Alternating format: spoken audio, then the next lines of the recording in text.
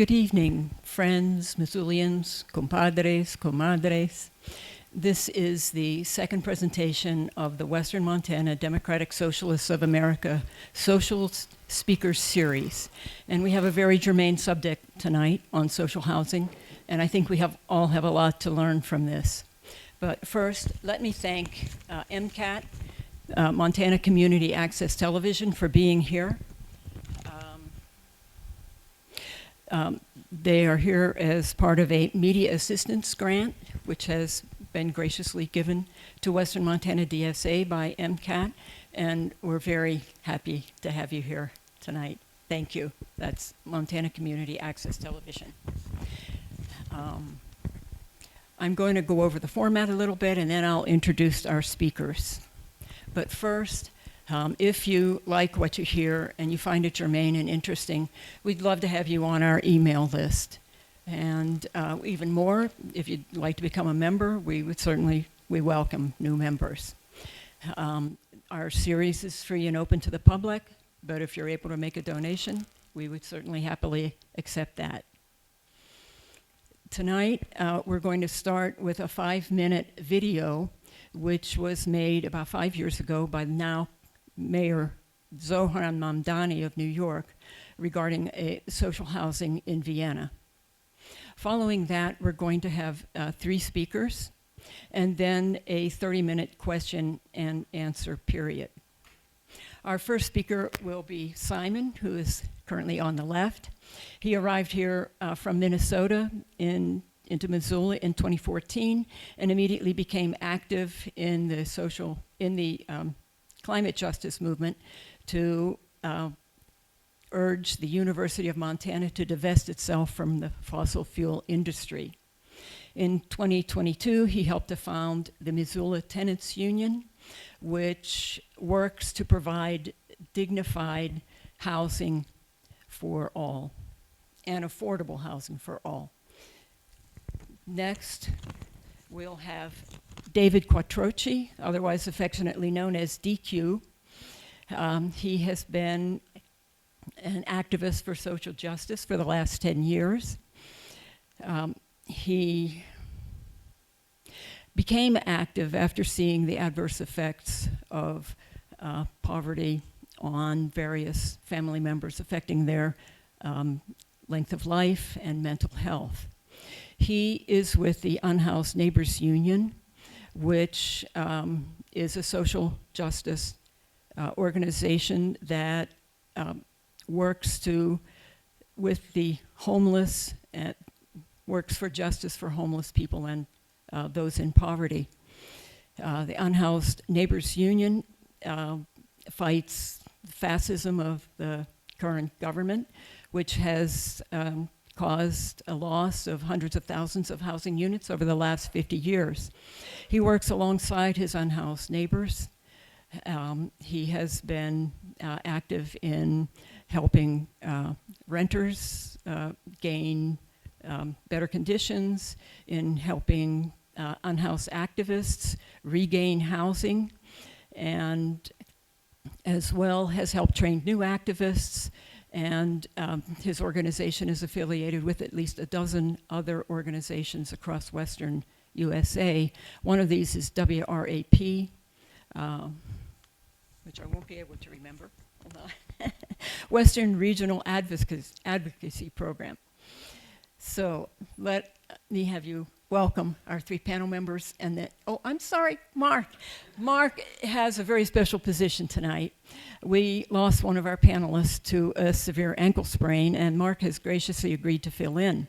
Mark would like you to know that he has been with Western Montana DSA for the last 10 years, but in reality, although he's retired, he is spending most of his time doing work for Western Montana DSA and has become a backbone of the organization. So let's welcome our 3 speakers, and we can...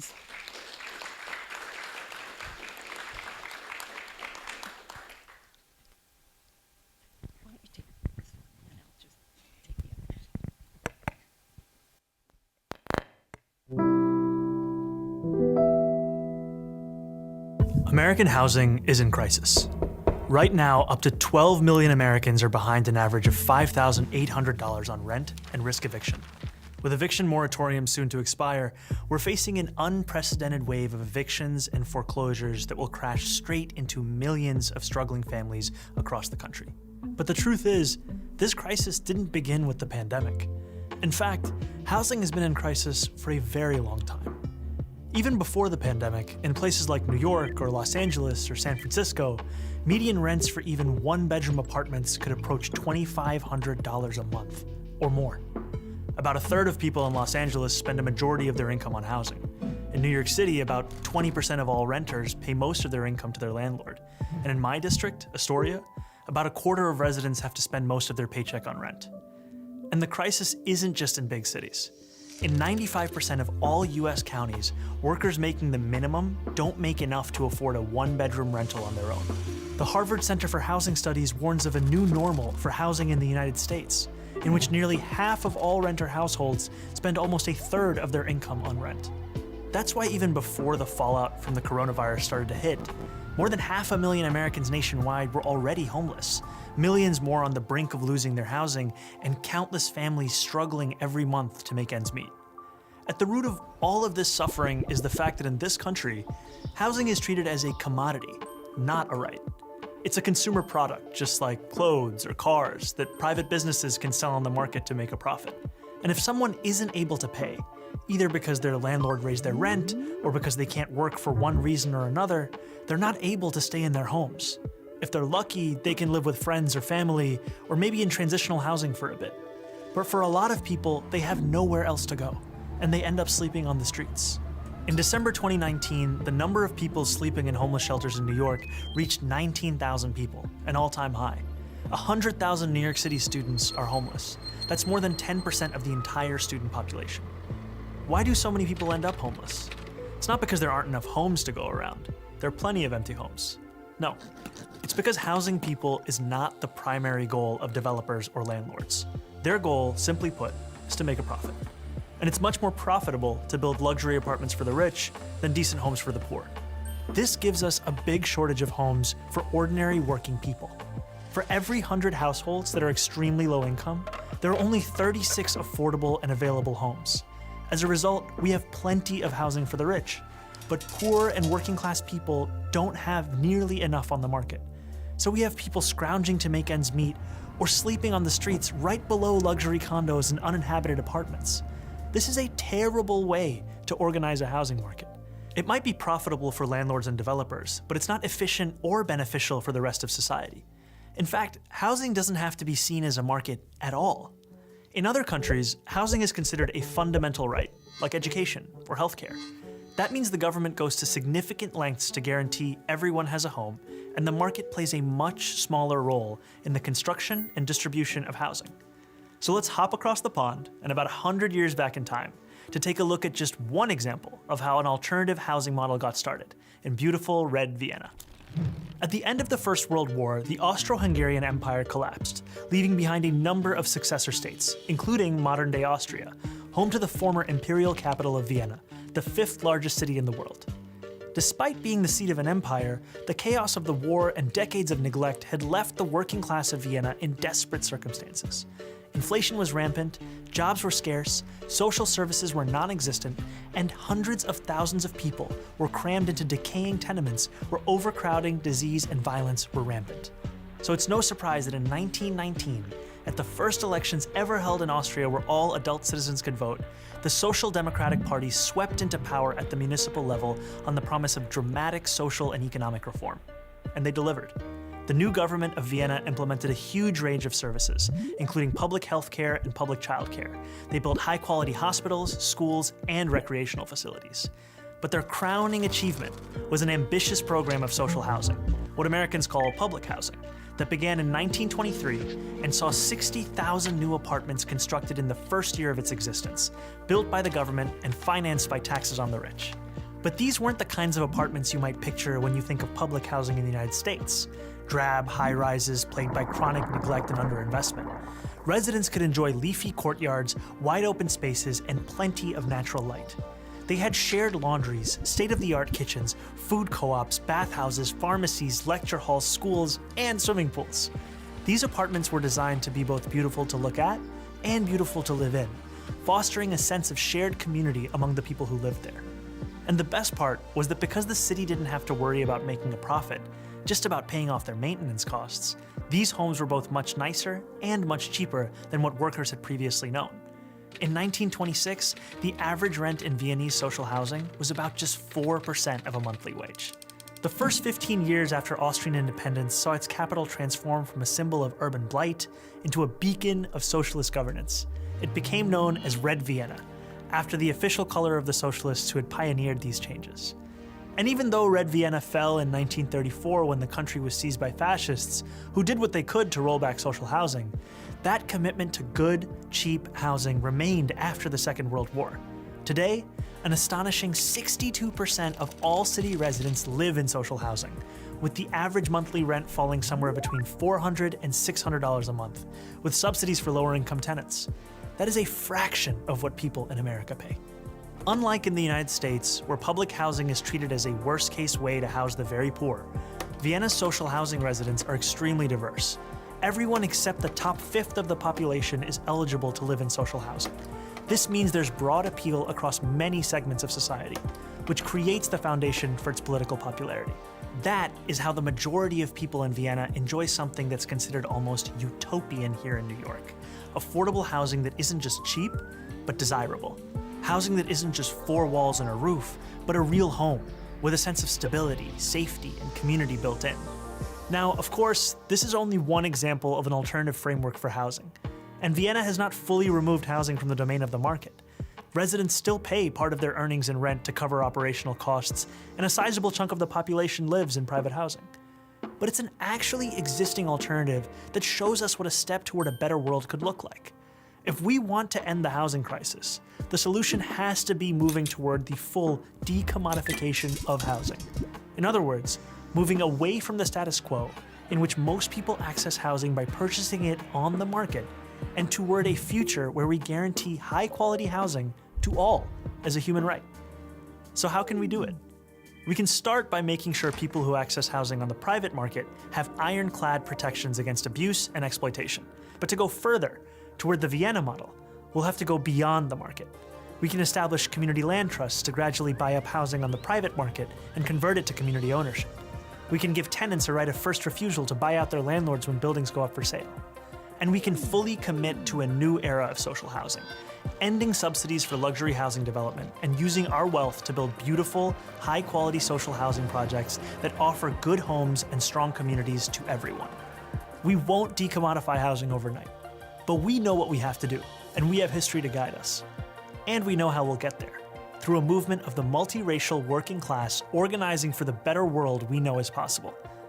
And we've already begun. I'm Zohran Mamdani, Assemblyman for New York's 36th Assembly District in Astoria, Queens, for the Gravel Institute.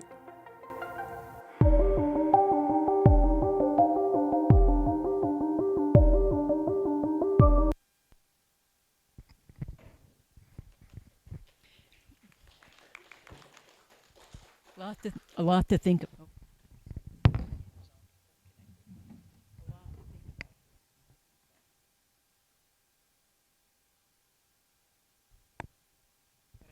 I think you can all hear me. Next, we'll hear from Simon. Hopefully, in a moment, we'll have the. Nope, you can't hear me. Speak. There we go. All right. So we have a lot to think about. And now we'll hear from Simon of the Missoula Tenants Union. Thank you, Simon. Hello, hello, hello. Big round for Zohran Mamdani. Yeah, my name's Simon. I'm one of the co-founders with Missoula Tenants Union. We founded back in 2022. DQ is an old head of the MTU as well, so he's a homie. Love to see you here with Unhoused Neighbors United. First things first, let's start it off with a chant. When I say tenant, you say power. Tenant, tenant, tenant, louder, louder. Tenant, tenant. There we go. Okay, just get some jazzed up in this here. Let's go to the next slide. Whoa, one back. One forward. Oh, where's the... Oh, I think maybe I started with this. Sorry. I forgot if the mission statement was before this or not. But this is one of my favorite quotes from a wonderful book called Abolish Rent, written by folks in the LA Tenant Union. And they're the citywide union of Los Angeles. And I'm just going to read it out loud just to ground us here. The housing question is, at its center, a question about inequality. Who gets to be housed and who doesn't? Who profits from housing and who falls into poverty paying or failing to pay the rent? It is also a question about power. Who gets to decide how we organize our cities and how we organize our lives? It is a matter of life and death.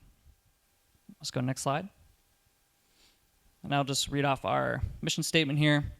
The Missoula Tenants Union is dedicated to building solidarity among tenants in order to create collective power and fight for access to secure, affordable, and decent housing options for the people of Western Montana. Let's go to the next one. So yeah, there are some key words in the mission statement that are super important to our organization. Our organization seeks to build power. And what that doesn't mean, and there's nothing wrong with these two types of organizations, right? It's just things we are not, right? So we are not primarily an advocacy organization seeking to advocate policymakers or change makers or experts on behalf of tenants, right? We seek to build power with tenants and train tenants like myself and like many of you to become leaders in their own right? To become organizers. So we're not hiring experts, we're not da-da-da-da, even though they do factor into a lot of political education and stuff. That's not our primary goal. And also, we do have some mutual aid we provide, but our primary goal is not to fill a gap in some social service, right? Much like the food bank or MLSA, who is the Missoula Legal Services Association, or Front Step, who helps folks buy housing for affordable costs. So that's not our goal. Let's go next slide. Oh, one back. I've reformatted this, so I might have messed up. There we go. That's the one. Yep. Oh, yes. So yeah, we are a power organization, right? So that just means, kind of more or less I said, but the fundamental problem we seek to address is the imbalance of power between landlords and tenants, right? We seek to empower tenants to take the fight to the landlord directly, and thus going around, whatever city council or whatever the state can do, because things like rent control, for instance, which is usually the first thing that pops into many people's mind for something you can do, is illegal in Montana, right? But you can fight for rent control on a lease. And so we, seek to address the collective interests of a base. We create tension and controversy, so that just means, essentially, sometimes it's necessary to put the landlord's name in the media, right?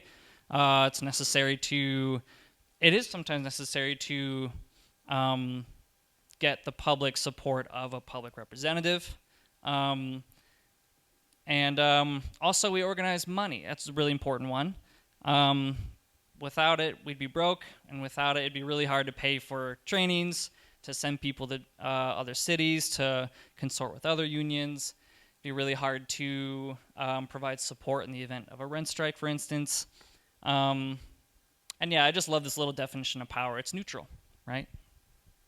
It's just the ability to act. And those folks in that video Socialists had the power to do something, right? And they did something. How many people here are renters, first of all? Yeah, pretty good chunk of us. No shame if you're a homeowner. I seek to be a homeowner someday, right? Let's go next slide. So what do we do? I'm going to go over, this is kind of just like broad, and then the next one will be more or less our organizing model. We train people to become competent, powerful organizers by hosting workshops and events, much like this one.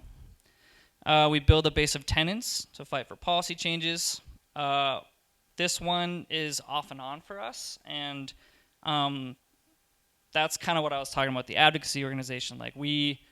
That's secondary right now, but it could become primary later, right? If we, for instance, we tried to get right to counsel for a long time, but our city council is a bunch of landlords for the most part, and it's just really, really hard to get them to budge on anything. They're like, hell yeah, we want to fund the police, but I don't know about right to counsel. And this is really the meat of what we do, which is unionize properties, such as trailer parks and apartment buildings, to fight for collectively bargained leases. That's what we're focusing on right now. And also, like I said earlier, we train up those tenants to become organizers in their own right. And also, this is really important as well, we network with regional and national unions to take the fight to a larger stage. There's tenant unions all across the nation. There's in every corner of the country. It's pretty incredible, actually. It's a burgeoning movement, and there's actually a national chapter called, there's actually two technically. There's the Tenant Union Federation and the Autonomous Tenants Network. Did I get that right? Is that the, okay. And those two, especially Tough, seems to have a little bit more resources right now. They're knitting together all the unions, or trying to, in the country, to eventually maybe have a nationwide rent strike in the future, right? Let's go next slide. So how this ties into social housing is this part right here, collectively bargained leases. This is a fancy way of saying we seek to carve out, unionizing properties just means carving out affordable spaces in the city, right? And we are focused on trailer parks right now because they're kind of a last bastion of affordability in Missoula at least, and in many places in the country. But many private equity firms are buying up trailer parks and jacking rent 100, 200, 300, even 400% at times. And these are folks who hoped to buy their home and stay in that home forever, right? And even if they own the trailer, they lease the tiny piece of land underneath it and that costs almost nothing to maintain for these private equity firms, right? For pretty much any landlord who owns a trailer park, right? So that's how this ties into social housing. And our model, so MTU is the citywide union. We seek to do all these things. Kind of listed them off earlier. But we fundamentally, our goal is to organize as much money and develop as many leaders and support as many properties as possible, so that as many people can live with dignity as possible, right? And at these property unions, and please jump in with questions at any moment in time. And it's okay if you give me a time check when roughly, you said 20 minutes, yes? Sorry, I'm covering for someone also, so I'm just here, I'm riffing. So developing leaders, bring them into the citywide union so we can grow that, so we can support other unions, and build community. So I've been the lead property organizer at Travoy and Harvey's, a co-lead property organizer. I also help the citywide property or unionizing efforts. And what it means to form a property union, does anyone know exactly? Does anyone want to? Okay. Yeah, exactly. So literally forming a union requires a card drive, right? And so we seek to form supermajority unions, which just means 65% or more of all the tenants at a property signed a card to join the union. That's all it takes. And once they do that, they can start trying to collectively bargain, so bring the landlords to the bargaining table to get a lease that meets their needs. And at Travoy and Harvey's, where which is up on North Russell, over 300 units between the two, they just actually won the first collectively bargained lease in Montana history, whoop whoop, and they got essentially rent control in that. So 3% maximum raising of their rent. That's not in the lease, so we have to hold them to it, but they agreed to that demand, and so we're calling that a victory, right? They also agreed to a bunch of repairs at the trailer parks, a bunch of, like an extension of their gravel driveways and stuff like that, bear-proof containers. The landlords have right of first refusal to buy their trailers out from under them, so they couldn't have the first offer to buy it for say their sister to buy it, which is really slimy. So essentially we got that revoked, so the landlord no longer has right of first refusal. So there's so many different iterations of this, right? But essentially they fought for a year to make that happen, and they made Oakwood Ventures, who is a multi-billion-dollar investment firm out of Dallas, fly out to Missoula, and people like Angie and Eric and all these absolute fireballs, wonderful humans, talk to these big cheeses, and they're like, hell no, we're not going to back down from you, right? So that is the soul of our organizing right there. And none of these people have organized before, right? And all that feeds into, I think, one of the most beautiful products of unionizing properties, which is building community. A lot of these people hadn't talked to their neighbors for 30 years. And then they go knock their door. They're like, hey, I live in the unit 2 down from you. And they form these connections, and then their community is that much stronger. So that the next time something shitty happens to them, they already have those connections, right? And that relates to everything that we're going through, right? Wildfires, ice response, anything. So that's more or less our organizing model. Go next slide. And let's go through our wins.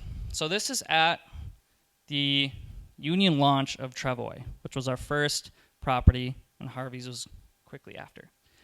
We're organizing at 6 properties now across the city. But so I say 5 supermajority unions. So 5 have officially launched. 5 have officially formed so far. And they represent, ballpark estimate, over 500 tenants in the city. First collectively bargained lease. We got repairs at Eagle Watch, which is an apartment for elderly and handicapped folks. Had a few big trainings. We've sent organizers to national trainings. But I think the biggest wins are kind of that community aspect like I was talking about, and that collectively bargained lease. This is Auntie Kathy. She's one of the best people I've ever met. She is part of the strategy team at Travoy and Harvey's. She's got to ration her nerve meds to pay rent, right? So she feels the pain of rent raises in her nerves. She's had to leave meetings because she's in so much pain. She's left meetings in tears because her nerves are on fire, right? But keeping the rent affordable literally means she doesn't have to live in pain anymore, right? So this is the reality of the struggle to every person. Shane has a family. Jeanette has a dying father. Laura's lived there for 50 years, so yeah, these wins mean so much to people. Do you know how much time I got left here? 10 minutes? Oh, wow. Sheesh. All right. Let's go next slide. I thought I had like 2 minutes. This is also at the launch, that same launch. And Eric is the chair of the bargaining team. And Andrew here is also part of the bargaining team. And now, so Travoy and Harvey's are pretty much the furthest along we've gotten in organizing against the landlord, right? They've won a collectively bargained lease. The bargaining team has been meeting, which the bargaining team just means the people who meet with the landlords, right? They've been meeting every Sunday for the past 8-9 months, right? Strategizing. And they had 3 meetings with the landlord to win all that. And now, part of our model is training up these people, right? Eric and Andrew are part of the citywide union now, right? They can train other tenants. They've gone to other parks, and a storm of other parks have reached out to us about wanting to confront their landlords, right? And so that's part of the beauty of union organizing. And then I think I'm just going to quickly wrap up with some national context as well. So let's go to the next slide here. That's at Eagle Watch. That was at a press release at Eagle Watch. Let's go next slide. So I'm just going to go through some other cities where this movement is super strong. This is in Kansas City, more or less where the tenant union movement blew up. Their union has over 10,000 members, and I believe MTU official members 100 to 200. So they're badasses, and they recently won a rent strike. If you didn't see that, did anyone see the Kansas City rent strike victory? One person, yeah. I mean, I wish it was more publicized, right? Because it's so cool. But basically, tenants went on rent strike for 7 months, and the building was falling apart, mold everywhere. The bottom 2 floors were pretty much flooded, and people were put onto the street because it was just unlivable. So they said, okay, they did a rent strike drive. Everyone agreed to it, and that was 7 months of them being able to save their money because they won. And so not only did they not have to pay that back, but they also won a slew of repairs and rights to bargain again with the lease and all these things from the landlord, right? So, that's because they built power. And this guy, Elijah, never organized before, but he is one of the best organizers, right? So that's the meat and that's the soul of union organizing. And now essentially, they have a social housing residence. It's no Austria, right? It's no Vienna's wonderful, beautiful social housing project, right? But they fought for dignity, right? And that's essentially all we want. I guess I'll leave it open to some questions. We can just go through the next couple slides. I'll talk about where they are. So let's go next slide. That's also Kansas City. That's Shea. Let's go next slide. Connecticut Tenant Union, they want to state the right to collectively bargain, fight for collectively bargained leases statewide at Connecticut, which is huge. Let's go next slide. Kentucky Tenant Union, they also won that same thing for Kentucky, which is badass. Let's go next slide. Same Kentucky Tenant Union. And then let's skip the next slide because that's that's at the Tenant Union Federation Conference, which I attended. Nationwide conference. So it's a nationwide movement. Let's go next slide, and then next slide. Let's just go to questions. Can we have you hold questions until the other speakers have spoken? Sorry, I wasn't sure Thanks. what the format was. All right, thank you. Thank you, Simon. Next, we'll have DQ of the Unhoused Tenants Union. Thank you. Do you mind just doing the mouse? Okay, I just realized I gotta juggle the papers too. Hey, so I'm gonna be reading off of this in case it looks tiny. Feel free to come in. I like the punk show energy, so if you're like, I want to get in the pit, I want you in the pit. But if not, we'll just do the presentation. So I'm David, or DQ. I use he, him pronouns. I organize with the Unhoused Neighbors Union. Essentially, you can map like details from a tenants union onto, we're just trying to organize all the tenants since the city functions as our unhoused neighbors landlord. You can be evicted out of a park, evicted off of a sidewalk.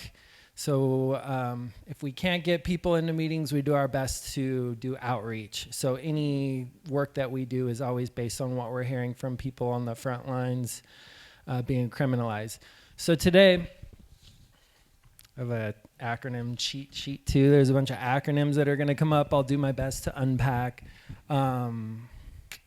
Today we're going to talk about the making of homelessness, and since the topic is social housing, we'll be talking a lot about public housing. I think in the Zoran video, the terms can be kind of interchangeable. Social housing is a type, public housing is a type of social housing.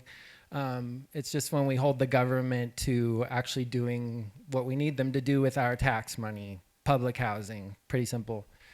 So just want to say thanks to DSA for putting this on. Yay! food and drink and everything, and then the knowledge, right? The most important, nourishing thing we're getting out of this. And appreciation to MTU for leading the fight against predatory landlords and property owners.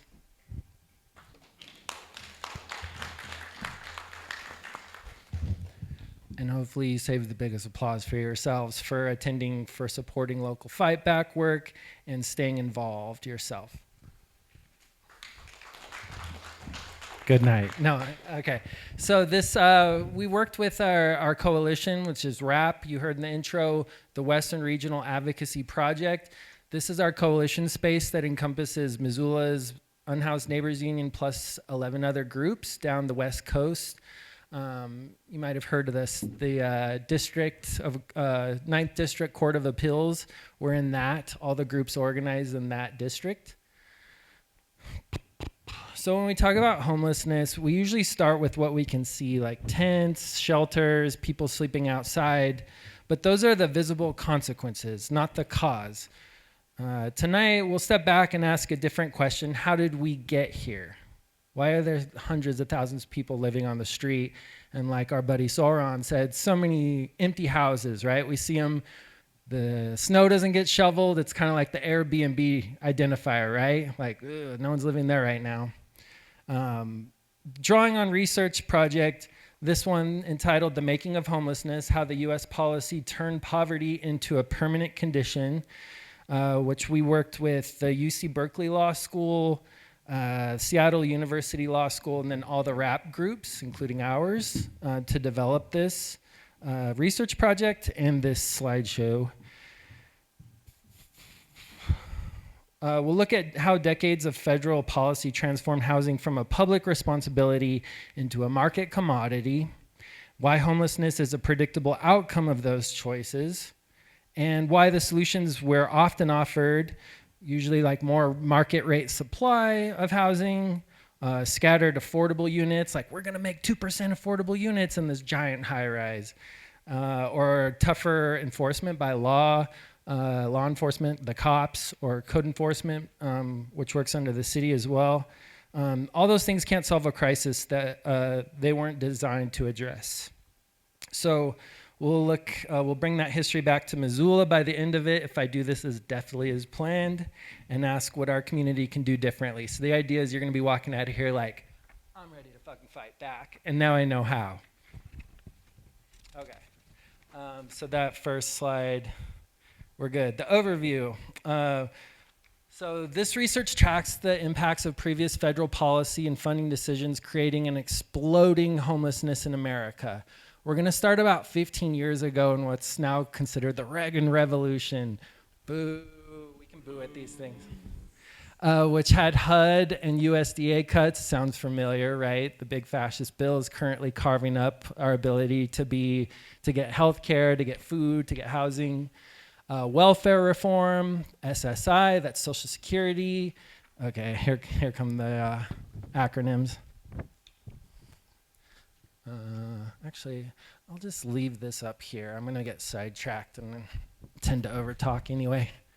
And then the project called the Hope 6, which saw over 500,000. 500,000. How many people are on our streets? Hundreds of thousands. 500. See how this is lining up? So we'll go over, we lose all those units, and from these past policy and funding decisions, we can see what the full impacts of the big fascist bill will be in our communities currently and plan our actions accordingly. Okay. So understanding, wait. Was that the one? Okay, thank you. No, you're good. You've been getting shit on that. I'm just kidding.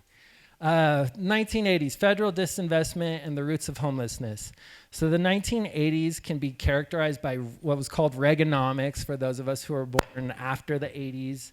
If you have ever heard trickle-down policy, a lot of these like really harmful concepts came out of here that are all anti-poverty and anti-poor. This pushed for a free market and small government ideology. Trickle-down policies, a narrative of personal choice when it came to poverty and homelessness. The Reagan administration accelerated a pattern of commodifying affordable housing and government assistance embedded as neoliberal policies into federal policy. And like Simon said, if you are like, what the fuck does that mean? Hold on. Feel free to raise your hand. I know we got a Q&A, but I don't want to keep going if you're like, what are you talking about? So if I can clear something up in the moment, just hold on. Okay. So understanding the pre-Reagan and initial economic landscape, so similar to maybe Vienna, we had a little bit of a different thing going on before Reagan came in. We were in a recession when he did come in, so President Carter, who preceded him, Reagan's response was to cut all federal programs by 10%, in the Carter administration, whereas when Reagan came in, he targeted housing and social programs specifically.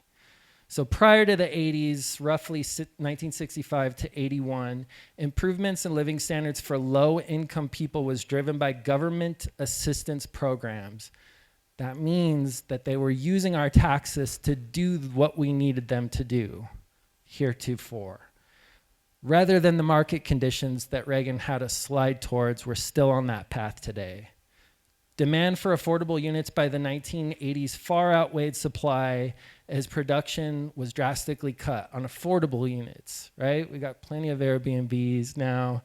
We got the housing Zoran said, plenty of that stuff, easier to build, easier to make profit on, I should say. 1981 to 82 recession hit people hard. We know these unfortunate statistics always bear out. Our Black and Hispanic neighbors, the poverty rates were twice as high than the white counterparts.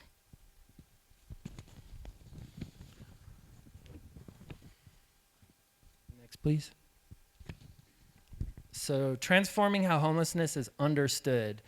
This harkened a change from a structural housing issue into short-term management crisis. That's all to say how we're managing where people are at any given time, where they can be, are they visible, rather than are they housed, right? So personal choice and bootstraps, boo. Okay. This rhetorical shift took attention away from understanding homelessness as a systemic issue and shifted toward today how we kind of hear people talk about it as an individual one or an individual choice. Racialized and gendered stereotypes, you may have heard the welfare queen that got popularized in the next decade, would fuel this rhetoric and develop this narrative, demonizing people who relied on these programs. Reagan urged local communities, churches, and local groups to take 10 families each, and that echoes through, right? We have sitting council members who are still appealing to churches, places of faith generally. How many can you take in? How can we fill up a parking lot? Which it's needed, but also do your job. You have our money, right? And you're investing it in things, not investing, you're putting it into things that aren't doing what you're leaning on places of faith to do to this day. Policies under Reagan included building national defense as a top priority, and as was cutting government spending domestically. Low-income programs made up less than 1/10 of overall federal expenditures, but accounted for nearly 1/3 of budget cuts. So you can see that's, Jackie's like, no, she doesn't accept it. None of us do. Omnibus Budget and Reconciliation Act of 1981, OBRA, tightened eligibility standards. This includes these programs: aid to families with dependent children, Social Security and disability insurance, supplemental security income, food stamps, unemployment insurance. By late 85, we have 75% of unemployed people were not receiving any form of unemployed insurance. Next, please. So this is where all these acts start coming in.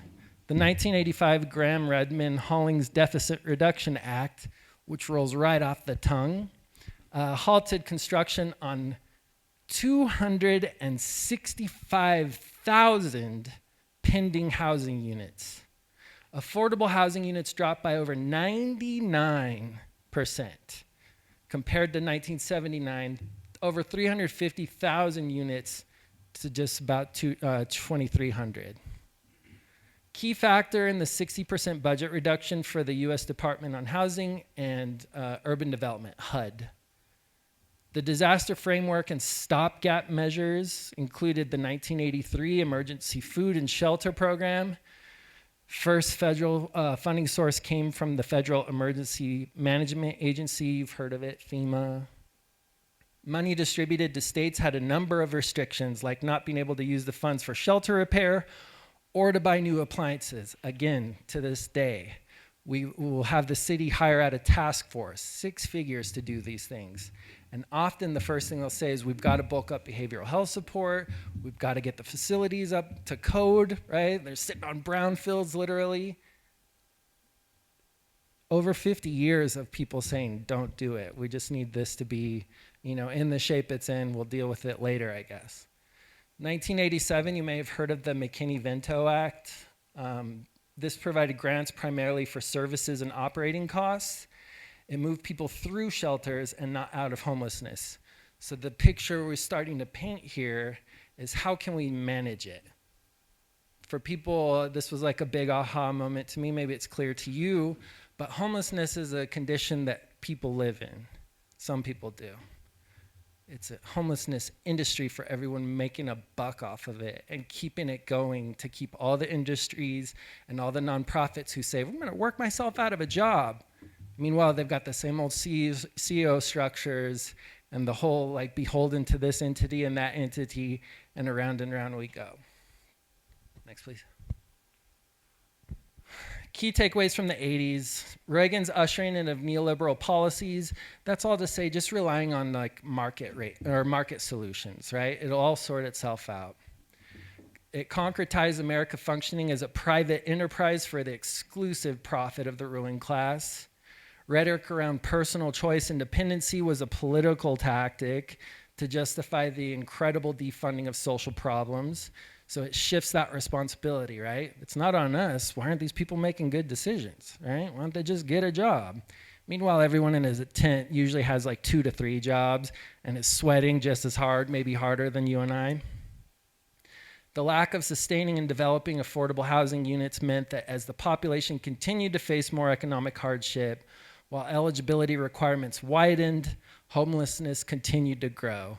So the means testing, the large applications that need to be filled out, the agencies you've got to go back and forth to. If you haven't lived in abject poverty, this is the kind of hell people toil in while they're being told, get a job, just apply for housing, just solve it. So let's move to the 90s where it got better. No, it didn't. Welfare reform. And notice, too, this moves in and out of right and left governments, right? They've all had opportunities to right the ship, all of them. So when we go after Trump, we're going after a system, right? You see him donate to different parties, Democrat, Republican. They move in and out of it because it's all part of a bigger plan. Everyone's nodding their head. You're all switched on. You already know this. The 90s were defined by welfare reform, notably continuing and building on Reagan's legacy, which is to defund and reduce in social programs and the commodification of aid. This era in the 90s continued this shift from federal responsibility to the state and local governments. During this period in the 90s, we see both the increase in the legislative establishment of criminalization against poor people.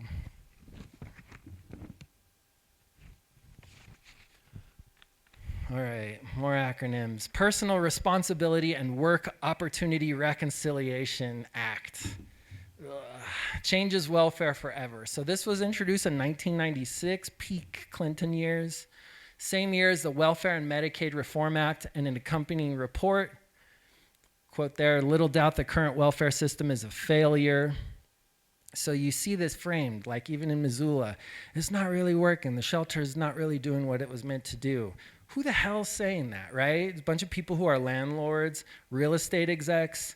How the fuck do you know if that shelter's working? Have you ever been in it, right? So you see this is still framing as it's all failing anyway. Redefined causes of poverty to personal responsibility yet again. Clinton, if we remember here, was aging ourselves. I got a little white in my beard, right? Clinton ran on the campaign promise to end welfare as we know it and emphasized that the poor should pursue self-reliance. Boo. And I only laugh because it's absurd, but people die. Ended the AFDC program and implemented temporary assistance to needy families. We might have heard TANF or block grants. The AFDC was created in 1935, originally designed to help mothers without a source of income to stay at home with their children. Our comrades in the Tenants Union know when we're fighting for this right to counsel, the number one evicted class in the States is single mothers. Now. Boo. So it's a feminist issue, right? We're not just like going for housing justice. We know that this is a feminist issue too, and it's a gender justice issue. Explicitly ended the federal guarantee of individual entitlement to aid. The TANF block grants were a fixed dollar amount allocated to states but did not adjust for inflation, meaning the value decreased over time. It was not helpful in times of recession. Personal Responsibility and Work Opportunity Reconciliation Act. This changes welfare forever.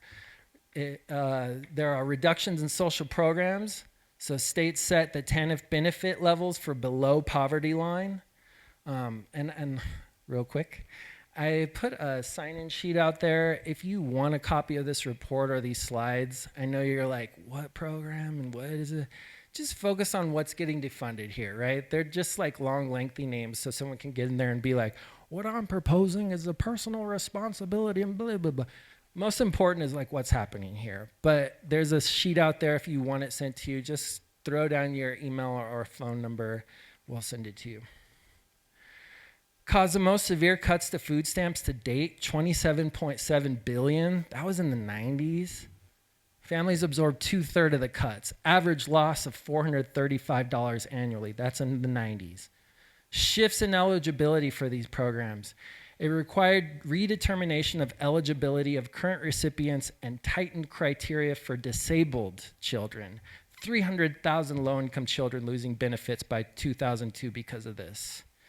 So when we're thinking today about this big fascist bill and everybody getting kicked off of SNAP, right? Their food benefits, their Medicaid. This is the technique. Tripwires, arduous, long meetings, maybe multiple in a day, trying to sort out what this application is going to say, maybe volunteer time, work time, charting all of this, just trying to prove, am I poor enough to get some assistance from my country?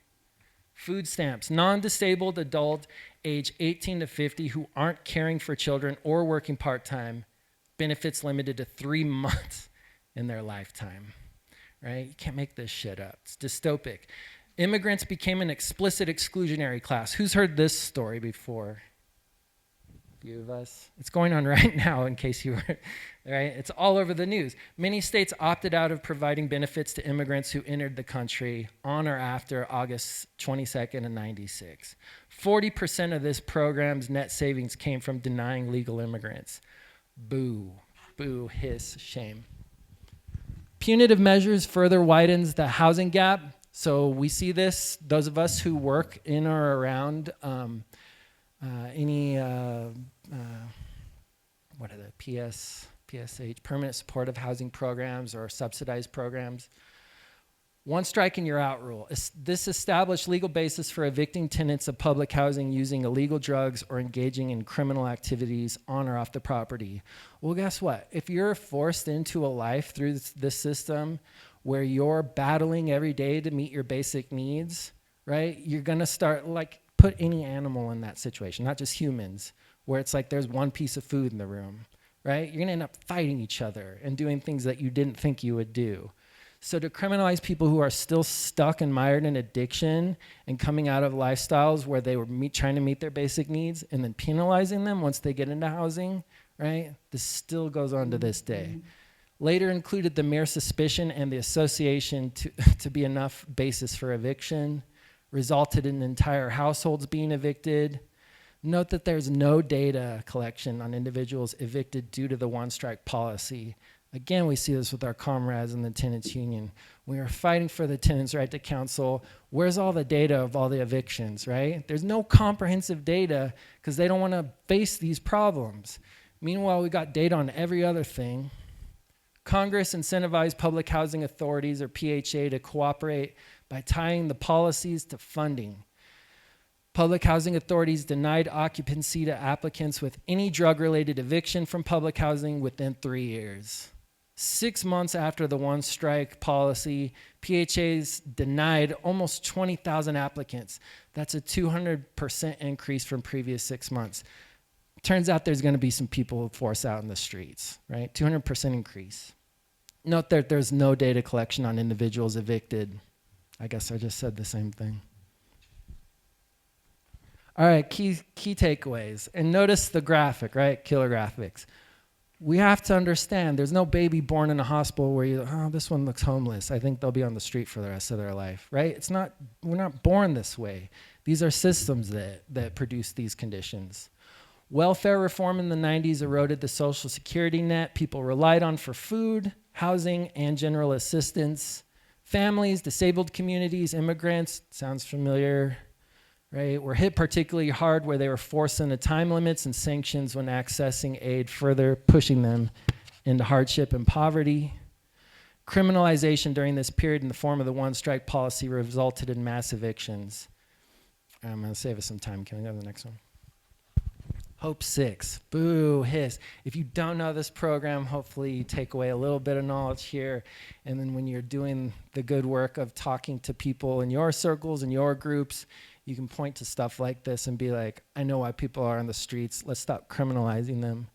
Hope 6 was a federally funded program from 1992 to 2010 intended to renovate distressed public housing units into mixed income redevelopment sites. If you don't think this is going on today, we have the Missoula Redevelopment Agency in town, right? Where are the minutes?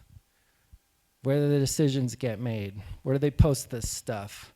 A lot of this stuff, including these luxury hotels that are going to get built on Orange Street, the Riverfront Triangle, these are projects that go through our redevelopment agency that is driven by our tax money. It continues today.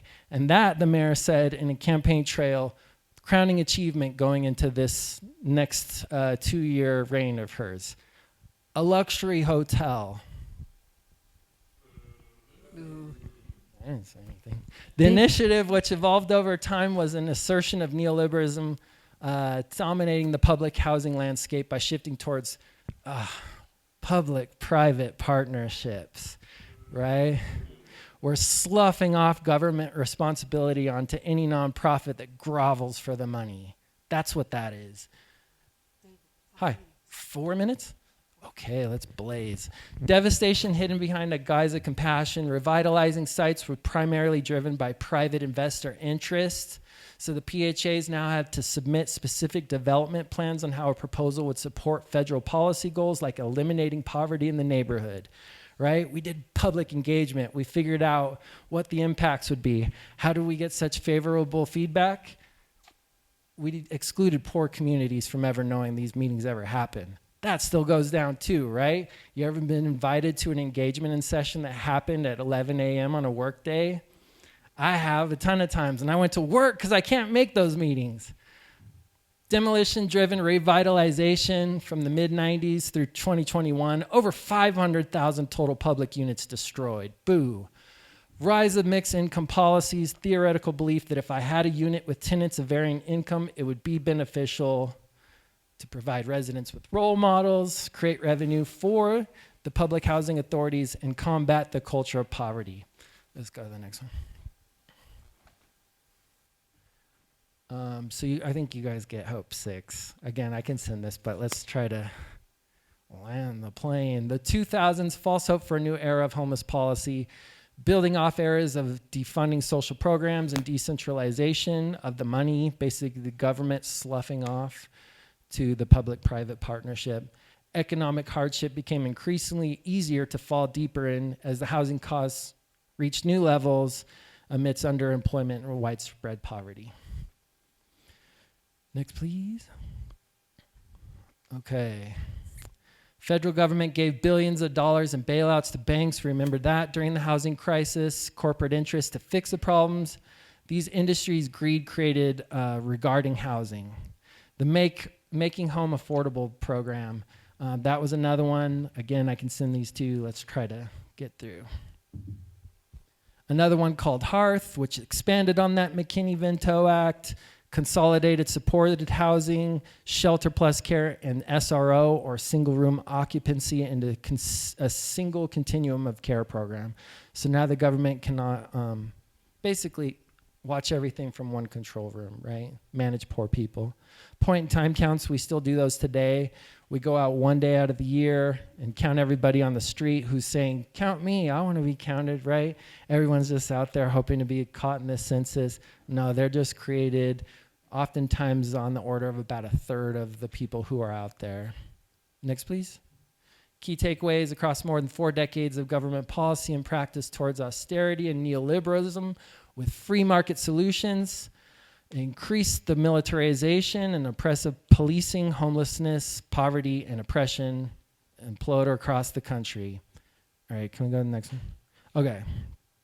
So I've spent most of tonight talking about national policies because I don't want anyone leaving here believing that Missoula created homelessness. Definitely not. It didn't. Our city didn't create 40 years of federal disinvestment, the financialization of housing, or a national shortage of deeply affordable homes. But every day, Missoula decides how it responds to those failures. City leaders often say correctly, this problem is bigger than Missoula. If that's true, then we should stop pretending that we can solve a national housing crisis by ticketing, towing, sweeping or evicting people off sidewalks and parks, or criminalizing people who have nowhere else to go. We can't enforce our way out of a housing shortage. We can't rebuild the America's housing system overnight, but we can demand that Missoula stop making the crisis worse. That means ending policies like we have a local ordinance 1260, boo. Any policies like that criminalize survival, protecting people's constitutional rights and property during encampment evictions, creating meaningful ways for people to recover belongings during those evictions or after them, and holding our city code compliance and police departments accountable when enforcement exceeds the law. It also means continuing to advocate for permanently affordable and social housing, because shelter alone is not a substitute. Finally, and this is finally, sorry for going over, each of us can challenge the story we've been told, right? So hopefully this paints some more robust picture of why we see so many of our brothers and sisters and non-binary siblings out there toiling. It's a predictable outcome of policy. And if policy created the crisis, then different policies backed by organized communities can begin to solve it. Housing is not scarce because compassion is scarce. Housing is scarce because political choices made it that way, and those choices can be changed. Thank you. All power to the people.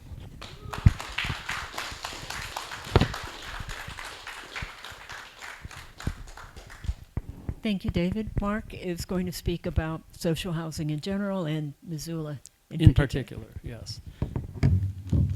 So you can turn off. I have no fancy slides, but I have to stand out of the way. So social housing is kind of a generic term. There are a couple of qualities about social housing that they share in common, because there are different places. We heard about Vienna. In the United States, there is a very robust social housing program in Montgomery County, Maryland, which is kind of the touchstone. Atlanta has copied a little bit of Montgomery County. But what they're all a little bit different, but they share some common traits. First, and one of the most important ones, is that there's permanent shielding from private real estate markets. All right. So, as David DQ talked very well about neoliberalism, this is a market, right? And if you have money in the market, then you're fine. If you don't have money, you become houseless, or you suffer some other kind of indignity of not having enough money. This is neoliberalism, right? And so social housing seeks to permanently remove housing from the market, which means that there is, like a community land trust. There's other ways of ownership by the local government entity. There's various ways of doing that. But it's not owned privately, and it's not subject to the real estate market. Number two, the second common trait is that it serves a broad range of incomes, okay, which is kind of interesting, kind of following what David was talking about, that social housing looks to have upwards to maybe like 80% of the lower 80% of people be able to not only afford to live in social housing, but want to live there. So that means, as the video at the beginning said, that it has to make housing look attractive to people. People gotta want to live there. There was a great picture at Cabrini Green, which I actually have visited before, and it is not attractive. And one of the things that, to kind of bounce off on DQ's history, one of the ways in which the neoliberal capitalists, right, and their political allies were able to crush public housing, because public housing has been around in this country for a long time. But at some point in the 1930s, I believe, the government decided they were going to focus just public housing just for low-income people, okay? And, the wealthy always have availability, and there was nothing there for middle-income people, okay, as far as government programs. What that did was, among other things, is it basically created ghettos, right? And it created a ghetto that could easily be seen as something that was failing. And then the next step is to cut the funding, okay? And David gave a very good detail about how that happened. So if it's much tougher if you have mixed income housing, okay? And there's other benefits besides, right? It's that we're not separated by class into different parts of town. That is exactly what's happening in Missoula right now, okay? Where the public housing is just for low-income people, still is, and they're all concentrated in a couple of areas, right? I know a lot of people who are not low-income really are fearful of these places and don't know about it, and actually probably never want to visit, right? So that's a problem, okay? That destroys community. As Simon was saying, we need to be building community and solidarity with each other, and not play into the division. And I might say too that as far as the federal government is concerned, the Graham-Rudman Deficit Reduction Act, among other things, among the neoliberal idea is that there's not enough money to go around, okay? There's a scarcity of money to do the things that we need to do in society, okay? And for various reasons, that is, that's bullshit, right? There's plenty of money to go to war with Iran, okay? And there's plenty of money to do other things. So it's a matter of priorities. This is a really important part of that. And as people know, have been hearing the arguments from neoliberals for the last 50 years, actually since, pretty much with Jimmy Carter, but for sure with Reagan and Clinton, and Obama and the Bush and Trump. I'm not sure where he falls in because he's such an idiot, but that he's just in for for his rich buddies. But we've been hearing this. The solution to these problems is personal responsibility. Is about letting the market do its thing. Well, look around. Housing is shit now, right? I mean, housing is absolutely shitty, and trying to find a place here in Missoula is amazingly difficult. So one of the things, the last common trait of social housing is in the different forms, it gives residents more control over their homes. Okay, so there's a democratic, collective impulse in much of these social housing projects, and that can, Missoula Housing Authority has something like that, but this is even more robust. Okay, where people, and I'll explain, how it could work here in Missoula. Right, there's a proposal, actually, that was developed by Bozeman DSA. So those are the three kind of common traits of social housing. One of the things that, as Simon talked about, we don't have the power yet to make these things happen, okay? Or we're developing that power in order to make these things happen. And that power can be developed in a lot of different ways. Forming a union is a great way. People know me as a union organizer, as a great way to build power, especially among an apartment building or among, and it's I have to salute David and his persistence in working with the UNU, because that's the toughest organizing I think there is. So thank you, David. But it's about building power, and you can't build power unless you're working with other people and you understand kind of where we've come from, where we are, and where we could possibly go. And DSA, Western Montana DSA, last election in November last year, had a slate. We had a slate of 4 candidates, DQ being one of them. And also Lucas Moody, who I'm subbing for, Daniel Carlino, and Kristen Jordan. And Kristen Jordan was the only one that won. She won re-election. And I want to read you from our platform that we had devised for that election. And so affordable housing was our number one platform. And we had social housing, self-sustaining, permanently affordable, mixed income housing that is initially paid with municipal bonds. I'll explain that in a second, but not taxes. Social housing uses quality, prevailing wage construction to appeal to all incomes, with the land permanently taken off the real estate market. Tenants would have direct democratic say over the management of the property. B, unhoused neighbors pursue a housing strategy or housing first strategy, which means, as David was talking about, there's all these services, mental health. I mean, you hear that about, when someone goes on a shooting rampage, well, they must need mental health, right?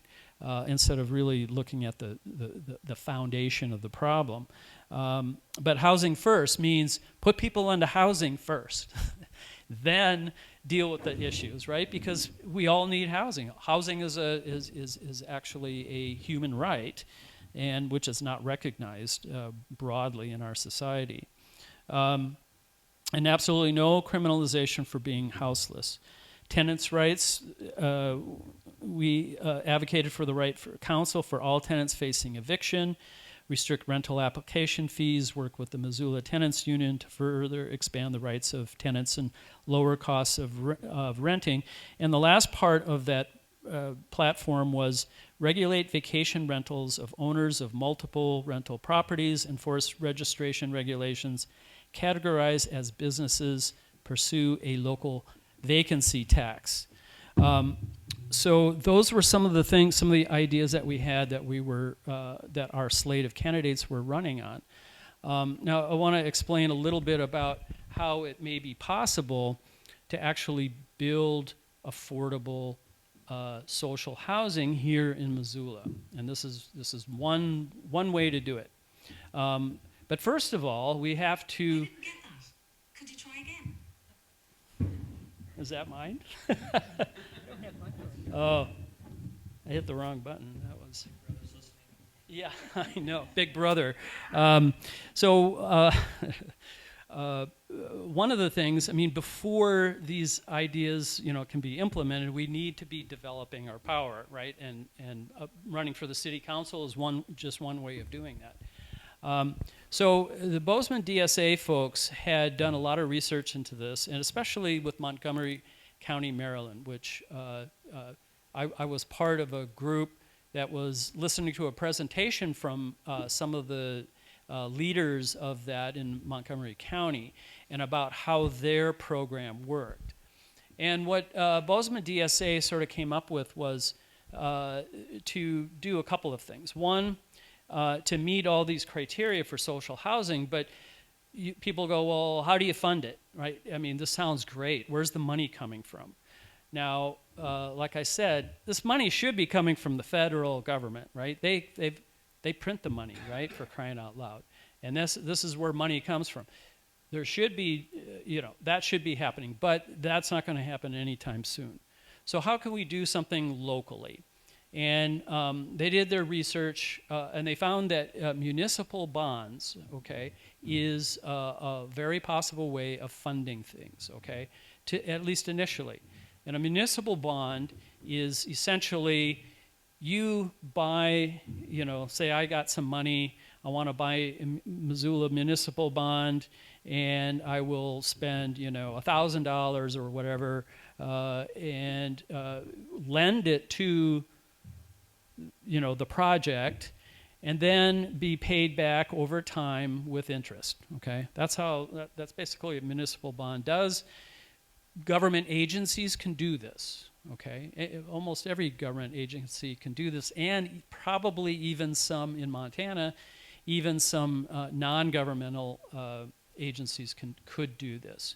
What Bozeman was looking at was the housing authority. Okay, so Bozeman doesn't have a housing authority, Missoula does. So if the Missoula Housing Authority, and I talked with their Sam Oliver about this a little bit, who's the head of Missoula Housing Authority, was very interested in how the Missoula, through municipal bonding, they can raise a certain amount of money to build social housing.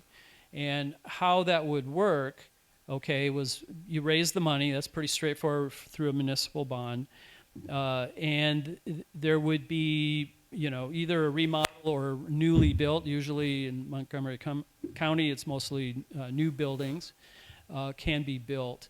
And the bond is paid back, the loan is paid back. Every renter, by the way, pays 30% of their income, right, straight across. So that means, someone who's making, $20,000 a year is only paying, $7,000, $6,000 a year in rent. But someone making 5 times as much pays 5 times that. So that keeps the general figure for housing, authorities saying people should not be spending more than 30% of their income on housing, including utilities, right? That is something that is pretty much well established, I think. That's the definition of affordable. And if you go above that, okay, which I'm paying 40% myself, you become distressed, right? Financially distressed. And as Mamdani was talking, there's some people paying half of their paycheck in rent in New York City back in when that was made. So it has to be, a proportion of that. That money that is paid, some of it is set aside for maintenance and regular maintenance, not not once in a lifetime maintenance like some landlords think that they are obligated to do. But that money is put, that money is put aside for maintenance, and then it's also what is above and beyond maintenance, which would normally be profit for a landlord. Okay, that money would go back to pay off the bond, pay off the loan.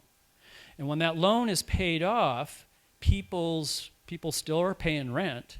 That money, as it is in Montgomery County, goes directly into another account, okay? An account to start another social housing project. So after time, and I think Montgomery County was thinking that they had, that their social housing program, and they're a much bigger place than Missoula, is like a suburb of Washington, D.C. I think they were talking about should be self-sustaining after time in 20 to 30 years, right? So their revolving fund, they think they can do a project every 5 years. So they pay off a bond, then money gets accumulated, they can do another project, and that's all off of just this initial municipal bond, okay? So, so they feel like this could be a lot, you know, they do more bonding because they have more need, right? But the idea there is that when you take a property, and people can own it. It could be a condominium type of situation if it's an apartment building, or it could be a rental situation. Either way, it could it looks to this social model, right? And not only do people have 30% of their income go to it, and there's no profit in this, no profit motive. There's and the land is not put on the real estate market. And Vienna is like a great example of how housing is way less expensive because they have consistently taken land off of the market, 2/3 of it. But also there's a democratic element to this too, that if it's an apartment building or you can have different kinds of even people owning their own homes in and I forget what the term for it is, but that you have your own individual house kind of in a given area, but you have common area, maybe you have a common kitchen, certainly common laundry and things like that, right? But you own your own home. And you don't own the land underneath it. That's owned by the community or by whatever agency is taking charge of the social housing. And these things can be made permanent. I mean, Missoula is pretty well known for conservation land trusts, and they're pretty much the same kind of thing, right? Except for it's land that people can live on. And then I think the last thing I wanted to mention was I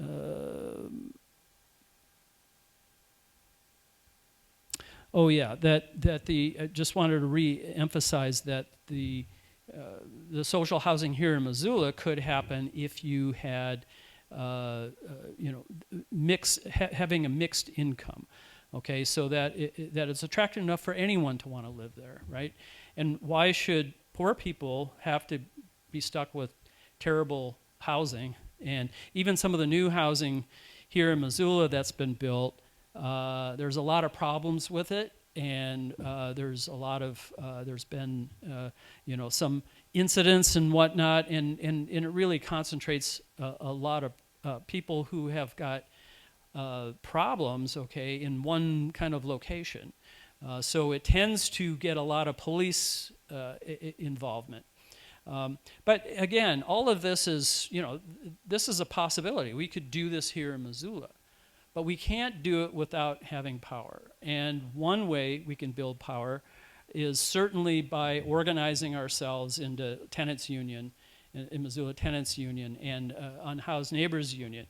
But also too in electing a city council that's not made up majority of landlords or who sympathetic to landlords. They don't seem to really understand very well the desperate need for housing in Missoula and willing to look at different things. So we need to elect people, to the city council. And maybe the county commission too, but the city council for sure, that understands that this possibility of social housing. And because if you don't understand the potential of this and you don't abide by its goals and its the means toward the end, then you're going to be subject to a lot of pressure from landlords and developers who are rife in Missoula. Real estate is the #1 industry in Missoula. You know, if you don't know that, you know that now. That I think we can do that. Western Montana DSA is committed, you know, to trying to elect people to the city council that understands this and can actually make the decisions that will help relieve our housing difficulties. Thank you.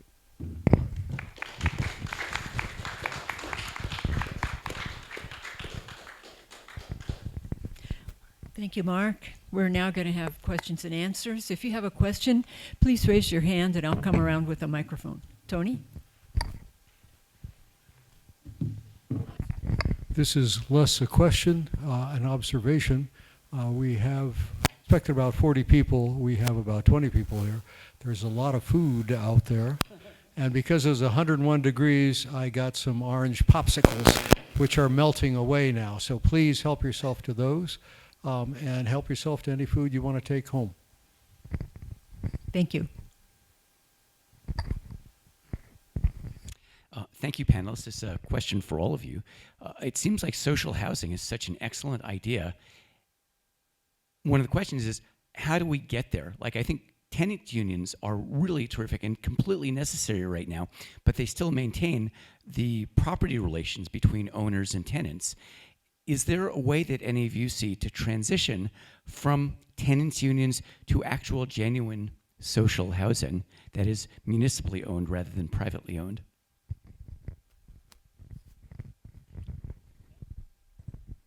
Yeah, I think it's all a process, right? And so I think the idea with tenant unions is long term to eventually, you know, win social housing on a national scale, right? Like that is the goal. And I think the process is building strong bastions of organizing in as many places as possible across the nation, and also winning collectively bargained leases allows people to stop fighting where they live if they have stable housing and move then if they're organizers, if they're trained, right, like those folks at Travoy, like I described. If they're strong leaders there, a lot of them are already plugged into the national movement, right? They said, okay, well, we have essentially they got that win, right? So we have a year to help other people, right? And so in terms of the movement, I know the Tenant Union Federation is thinking about national policy very, very keenly. And so I think it's a matter of building blocks across the nation. And right now, Bozeman Tenant Union and Missoula Tenant Union are doing statewide analysis of who we need to push to make policy happen at the state level, right? And so I think it's an iterative process. It's not once tenant unions are done, then we get social housing, right? It's all happening pretty much at the same time. And so I think we will see wins happen at just like Connecticut. They want a statewide right to collectively bargain a lease, right? Who knows what's next for them, right? They might be fighting for social housing right now. And so I think it's all happening at the same time. And in order to be able to take the fight to landlords, you just got to start. And tenant unions are starting, right? And so I think, further down the line, you start fighting your personal landlord. You just say, okay, let's take it to the big daddies, the big landlords. Does that make sense? So just building the organizing capacity to make the fight bigger. That's the path. And if you want to. Sure. Yeah, I think Simon's, especially that last line, is so powerful. Like, let's start showing up for each other's things. You know what I mean? Like, all these struggles need to be combined, right? So our climate justice group, our immigration justice group, our housing justice groups, I mean, we all know the common denominator are the people making the decisions and the policies, right? So we've got all these disjointed fights. And we've got these like city council calls to action where 8 people show up from this group one night, 3 people from the, I mean, it's the same damn decision makers. So we really need to like start mounting up, because if we can't get people in the office, we got to make sure they're doing what we need them to do, and without tons of pressure, and true organization across the city for our city priorities, but across the nation, we'll just remain disjointed, and kind of like boutique activism is part of it too. And just to roll on that, Robbie, we need to join, people need to join organizations and to get active, right? There's plenty of room to learn, right? Organizing, because organizing is at the heart of it. I also believe that. And if we organize, in DSA we train organizers, and we also have some ambitions to get good people elected who can actually have the power, right, to make these decisions. If not, then we use our organizing as well to pressure those, in positions of power to be able to do, municipal bonds, right, and to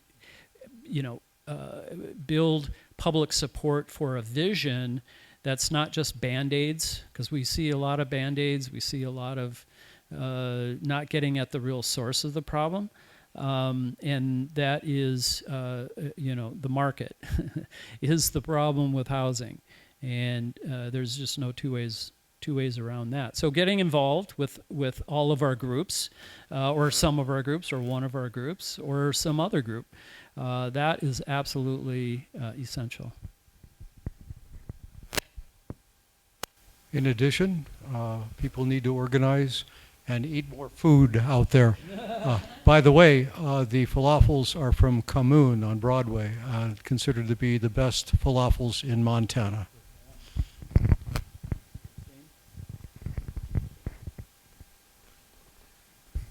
Tell me if this is too loud or too soft.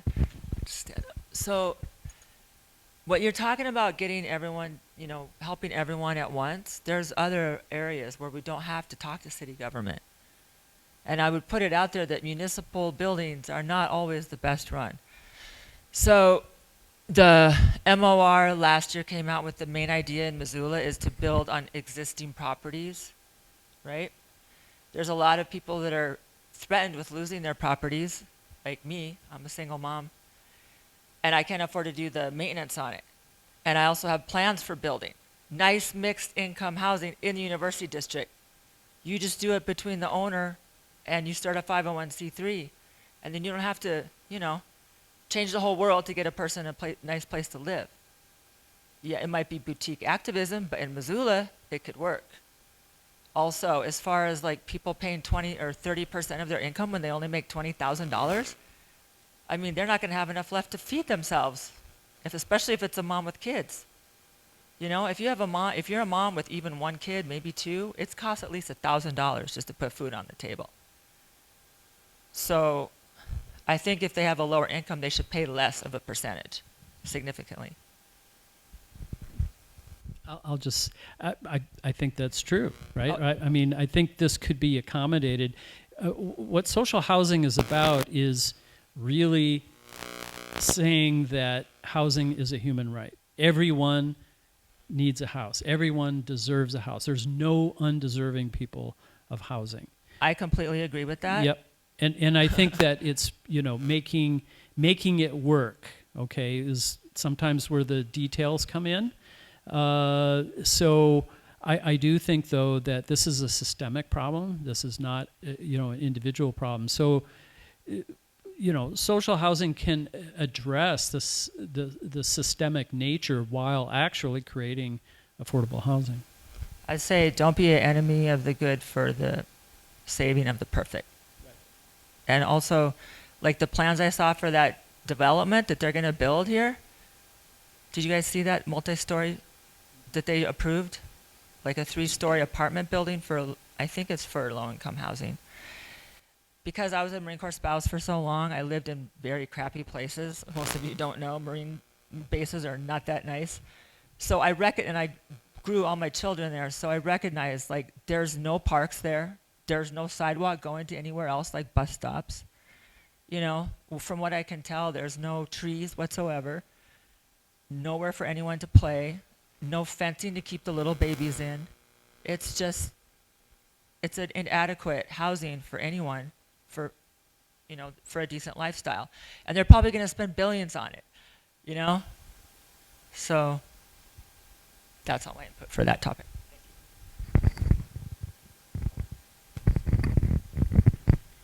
I have questions about the municipal bonds and how effective that was and how effective it would be in a community this size, and also if they would compete with other things that municipal bonds are used for. Yes. So municipal bonds could be bought by anybody, right? Not just in this community. So that's number one. Maybe that answers your question. And you remind me too of something I forgot to mention, but that Montgomery County, Maryland, it uses municipal bonds. That's how they started, and they're continuing.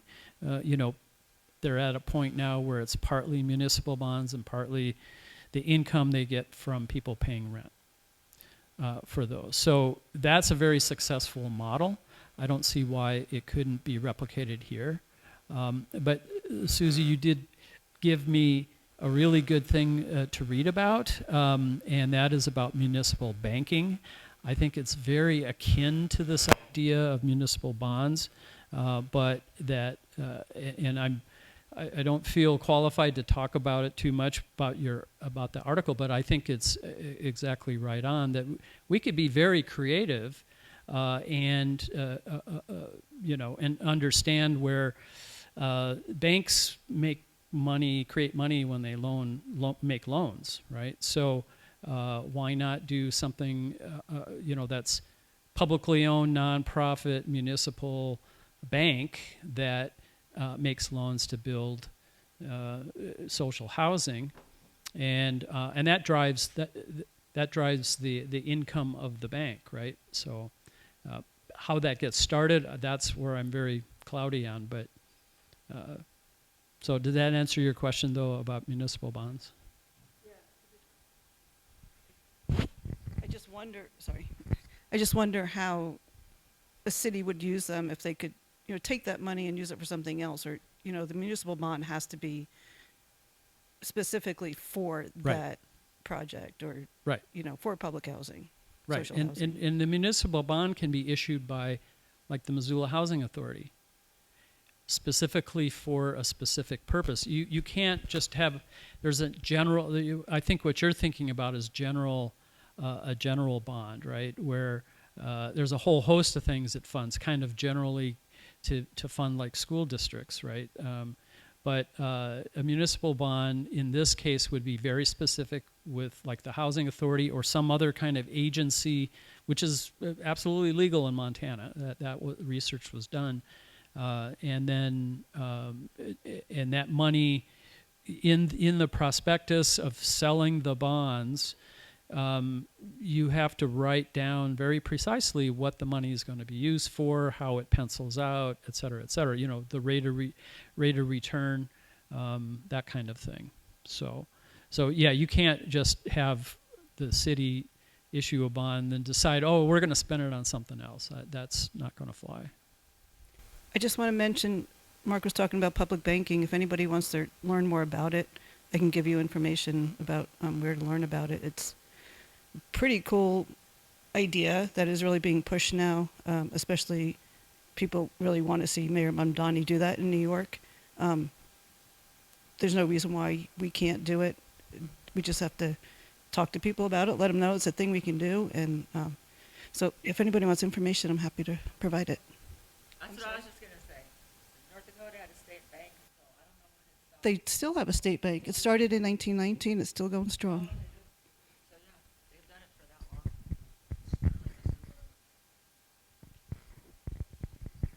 long. Hi, Simon, this question is probably mostly for you, but also maybe David.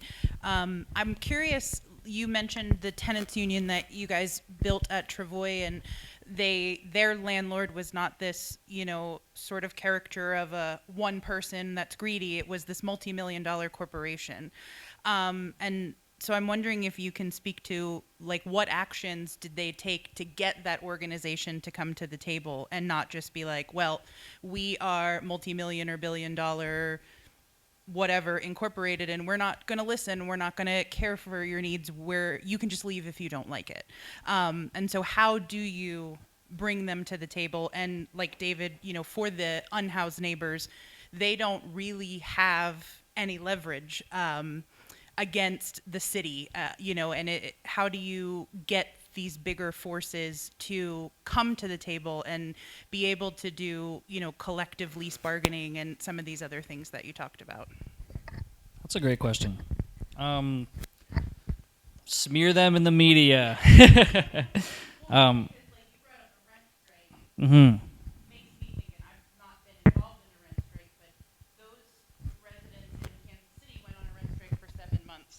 So I guess my question is there not a danger to them in that time of just being evicted? Like, does the rent strike protect them in some way? Is there some legal process about it? It seems like an effective way to bring about change, but what is the safety net, if there even is one? And like you said, that apartment building was almost unlivable, so as it was. So those people may have found alternatives in the meantime. But yeah, like how to bring them to the table and what you do to sort of, when you've come to the point that you're going to do a rent strike, how do you protect the people in that process against a multi-million-dollar corporation that has endless money to just, keep their financial interests protected? Yeah. So the more properties that we get involved in, the more we learn that each landlord is different and responds to different things. We actually, I would consider Trevoy and Harvey's as lucky in that the landlord and investors in Oakwood Ventures were afraid of their image in the media, right? And so we smeared the hell out of them. We were like, like we were talking about, we gathered all these stories from tenants and published them to the media. That was part of the launch. That was part of several other actions that we held. And so that was enough. And also having a hyper-organized and talented bargaining team and prepared bargaining team so that when we met them, we took control of the meeting and we said, this is what is going to happen. You need to meet our demands. And there's an implicit threat during those bargaining sessions, right? And we were lucky in that this landlord wasn't one of many archetypes of a landlord of varying degrees of evil, right? They are still not, we are not their friends. They are not our friends. But they did respond quite well to a very organized bargaining team and a media campaign. And then, that was actually not super high up the escalation ladder. The last step in the escalation ladder is rent strike. And the legal protections of you striking are fairly minimal, but that is why you have collective power. That's why you build power up to that point. And, that's why specifically in Kansas City, when evicting, you have to, I think it's the case in Montana as well, in most places, you have to try each individual for an individual eviction case, right? So you have 300 tenants. You pack the courthouse and you gum up the works and you make it, and you treat each eviction case as an opportunity to tell the story and be like, this is why we're here. And so the judge will be like, oh, okay, so this is focused. There's a reason you're here. You're not just, like David said, personally responsible for this. You're not just some delinquent renter, right? And then other protections, as far as the money goes, there's many different ways to protect people monetarily. So legally, you get lawyers to represent you, right? Or you raise money to pay for them. But as far as the rent goes, you can hold it in another account.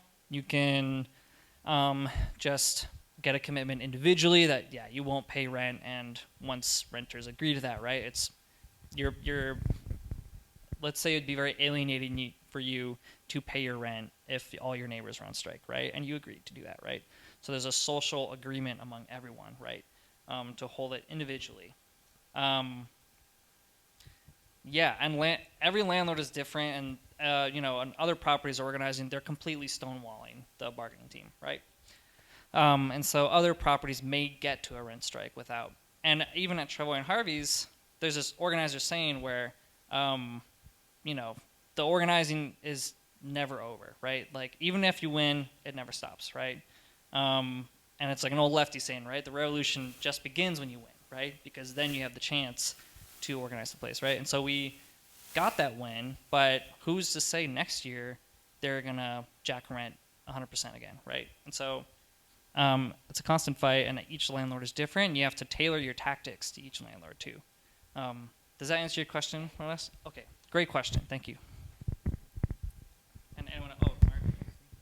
Yeah, I just want to add, that was a great description, I think. And as a longtime union organizer, labor union organizer, one thing that to build that, what Simon mentioned, a social agreement, people don't go from, not being involved to totally being involved and ready for a rent strike right away.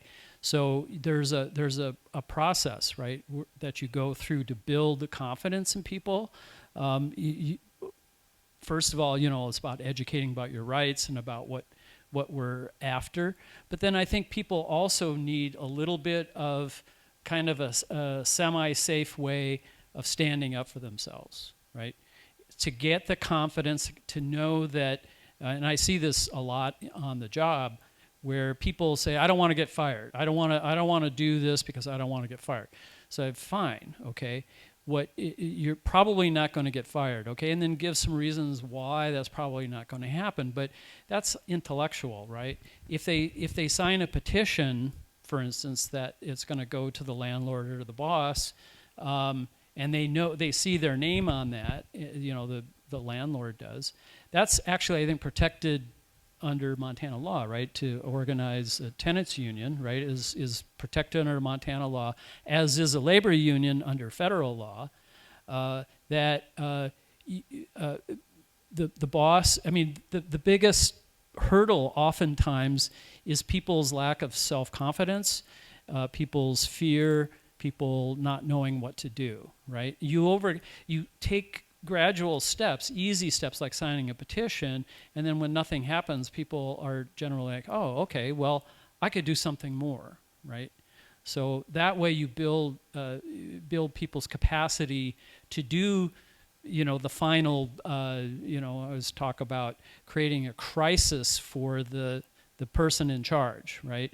If they're not giving you what you need to create a crisis for them, so that they go, hey, wait a minute, we need to sit down and talk, because you can't be doing this all the time. And if you can find that, and it's different with everyone, right? But if you can find that and work toward that part, and sometimes a rent strike or a labor strike is the ultimate sort of structure test, as it were, of what you've built. That certainly creates a crisis for the landlord, and then and if you're successful in that, they're going to want to negotiate. Okay. I just say a little bit on like organizing around homelessness, Robbie. No, I Okay. had to follow up on your question. Okay, just a few quick things. You asked a question too about like protecting people. As they organize or become more like highly visible. Organizing around homelessness, like you quickly understand that just like existing is resistance at some point, right? Just like the visibility of you in public, how dare you? People are shopping around here, right? So camping itself is a process. There's not much, I think, that we can do to really protect people. I'm sorry, I forget your name, but in the back, there are some really good individual solutions we can try community-wide, and I think we should try to do that whenever we can. But the harsh facts, including my uncle, who was mentioned in the intro, people's lives are shortened usually on the order of about 2 decades earlier than like the life expectancy. So the violence is real, and it's just going to go on whether we organize or not. So one thing we try to do is we pack the halls when they put this ordinance in place till 4 a.m. And the council members were still like, well, we just need to hear from the others. And it's like, there's, a whole sea of people saying, don't do this, service providers, people living it, people who just are fed up with our government and their priorities. So really it's just mounting up, trying to change a narrative. I mean, to be real, that's why I'm here tonight, to give you all some good ammo so you can go back out in our community and tear some shit up, right? Because we need people to understand, like, if we're organizing around homelessness, if all of us get in tune with, like, city budgets, right? They're blowing more money than that shelter's worth on private security, policing poor people, putting up fences, increasing the police budget and surveillance, cameras in parks. To organize around homelessness means we reorganize our society. So the last thing I'll say on this is find yourself in the fight, right? We're not here to do charity for people who are homeless. Those are our siblings on the ground. Those are us. The systems that fail them will fail us if we ever fall in. So just find yourself in that fight, right? Because we just got to mount up and change the whole thing. It's going to take a lot of work, but we're not at the finish line yet. So a lot of that work to prepare for that is what we're trying to do.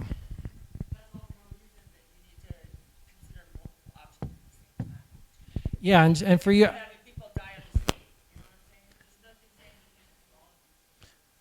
And we're definitely not just like walking past people who are choking to death on the street being like, we're working towards system change. Sorry. You know what I mean? We're not doing that. I'm a nurse, okay? I'm a nurse. I know about housing homeless. But these things are chronic illnesses. It's not necessarily an emergency. Oh, thank you. It's not necessarily an emergency like that. The reason their life expectancy is lower is because lack of treatment over their whole lifetime, especially the mentally ill, which I have a doctor of nursing practice in psych. So I treated people in jails and prisons. There's a lot of people there that are just homeless, and they'd rather stay in the prison because they can get their meds and they're out of, they're in shelter and they get food. So it's just a multi-issue problem, and I support human rights throughout the entire world for everybody, okay? But in the meantime, we can be working on that on multiple levels, but we can also start doing something for whoever we decide needs it most. I would say, because I'm on this mutual aid society on Facebook in Missoula, there's women that are pregnant, sleeping, they have like several pets, asking for a tent. So they basically don't even have a tent or a car. There's people, I brought food to people last year in the winter that were in a car with a baby, with not enough gas to run it to keep warm. Okay, there's another woman now that's pregnant with other children with her in a car that has no money for food or gas. These are the people we need to get off the streets the fastest, and I wouldn't have any problem. I have one apartment already done. I have the ability to build another apartment, and maybe even some of those pods if we got an exception from the city council on that. But the other apartment is buildable, ready to go, fits with all the rules, and then I'd have 2 separate apartments for women and children. So we got to think about different options. There's nothing saying we can't do both. Try to change the world at the same time, but also help people as fast as we can here. And with the banking too, that could speed things up a lot for the people here.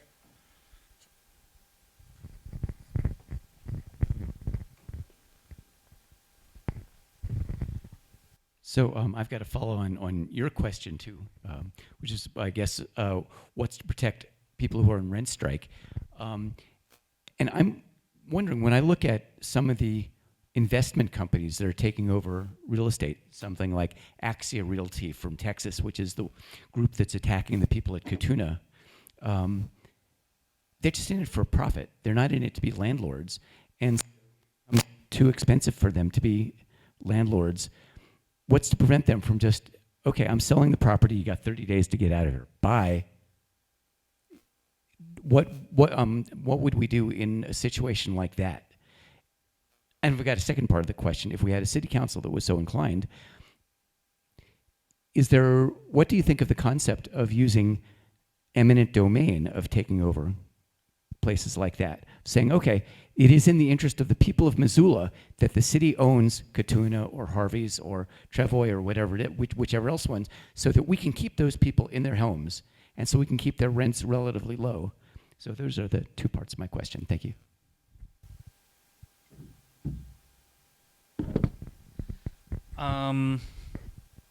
It's a good question, and I think it's up to the tenants ultimately if they want to try to, buy the park.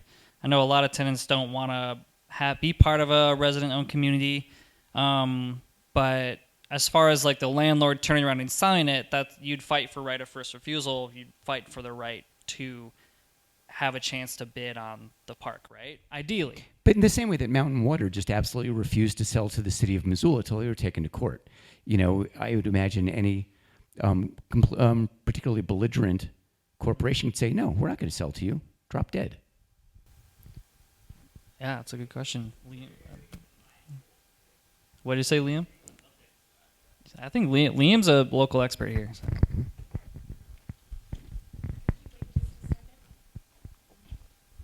Then you're saying already those evictions are in place. So it's not as easy as them just saying get lost. And also, it's not as easy as them just selling a park. Who's going to buy a park that, if we're using a trailer park for an example, who's going to buy a park, who's going to buy an apartment that is full to the brim of organized tenants who are actively not paying you money? What investor, and again, you're right, like these are investment companies that are oftentimes buying this real estate. Who's going to buy that when you're not making money off of it? There's no tenants there. They've shown you that they've gotten eviction notices, perhaps, and they're not leaving. Who are you going to sell and make your money back? We're bulldozing and we're turning it into, a storage unit or something like that. And again, you still have to evict those tenants who have told you that they are not leaving without, police intervention to drag them out. And again, these people can be spiteful, they can be frustrated, and they can make it emotional. But you're right, at the end of the day, a lot of these investment companies that have dipped their toes into real estate are looking to make a buck. And so, sure, maybe they are spiteful and are going to try to do that. But at the end of the day, if they see that they're not making a profit, they're looking to offload. And oftentimes we've seen with tenants who go on strike in other places, they are willing to sell to the tenants because they just want to make their money back and get out of there and move on to the next business that they can milk dry for cash. So I think that's part of it, is that like somebody said before, like these places that have seemingly endless amounts of money, that's not true. Like they have finite amounts of money that they are willing to pour into this. Again, they are profit motivated. We are not. And so if we can affect that profit motive, they can be scared. They do not have infinite amounts of money. And if we are saying like, you cannot move us, who are you going to sell to? It's not as easy as like they saying we get lost. Like that's the whole thing, is tenants don't want to get lost. We want to live there. We are going to stay. And in a very like prescriptive way, the way that we get to stay is we stay and don't pay them in a lot of places. So I would say, yeah, it's not as easy as like they tell you to get lost and you leave and they don't sell it to you because they're spiteful. Like these places want money. That's all they care about, which is the reason why they're bad. And you can have leverage over their bottom line in that way. And just a nitpicky note too, like rezoning might have to happen for them to build it into something else too and to develop it, right? So that's a really common fear of a lot of tenants in trailer parks, is like, oh, what if they just plow it over? But some state legislators who have come by are pretty clear that it's zoned for really specific things, right? So it's not intended to be a legal protection of tenants, right? But it is kind of, because there have to be this whole process, like bureaucratic process, to rezone it into apartment buildings or something else, right? So.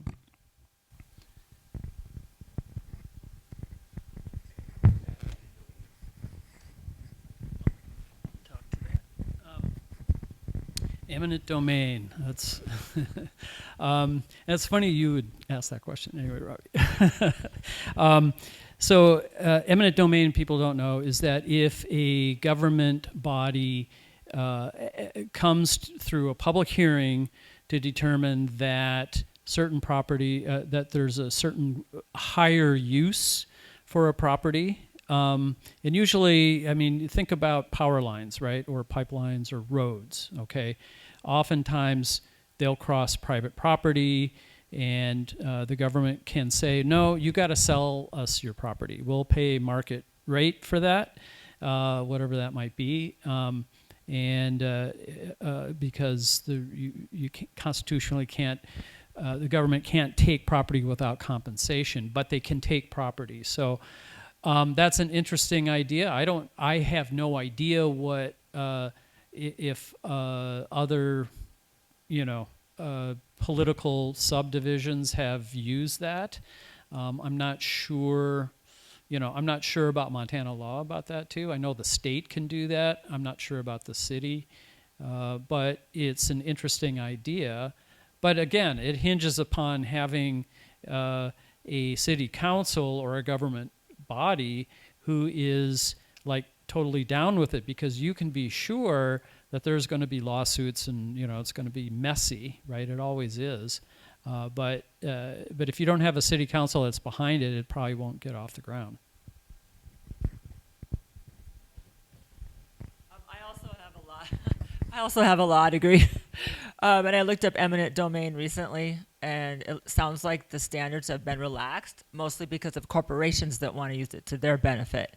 So that's a great idea to turn it around, because they made it open, so the standards are more open now, thanks to them. On the federal level, at least, which I think it's still U.S. Constitution that rules that. In fact, it'd be stronger in Montana because our Montana Constitution is stronger. The right to a clean and healthful environment and all these things that we have in our Constitution in Montana. So I think it'd be even stronger here to sell that idea. A stronger argument to sell that idea.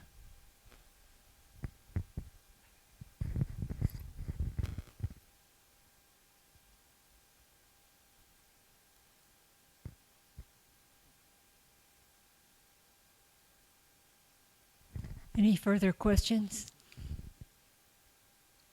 With that, I think we need a round of applause for Mark, Simon, and thank you. Thank you.